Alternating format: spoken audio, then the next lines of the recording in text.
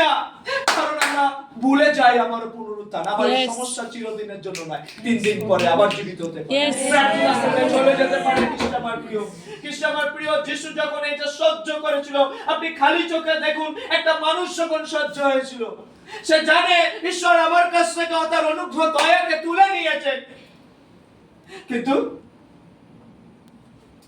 আমি সহ্য করছি কারণ 3 দিন পরে আমি আবার জীবিত। আমি জানি না আপনি কি সমস্যায় রয়েছেন মণ্ডলী, কি প্রবলেমে রয়েছেন, কি ব্যথা, কি ক্যান্সার, কি রোগে রয়েছেন আমি জানি না, কি ধরনের লোন টাকা পয়সা সমস্যার মধ্যে রয়েছেন আমি জানি না, আপনি সহ্য করুন, একটু থ্যাংক গড, ঈশ্বর আপনাকে বের করে নিয়ে আসবে। খ্রিস্ট আমার প্রিয়, তারা মণ্ডলীতে যখন একত্রিত হতো তারা যীশু খ্রিস্টকে স্মরণ করত, তারা যীশু খ্রিস্টকে স্মরণ করত। খ্রিস্ট আমার প্রিয়, তারা সর্বদা যীশু খ্রিস্টকে স্মরণ করত।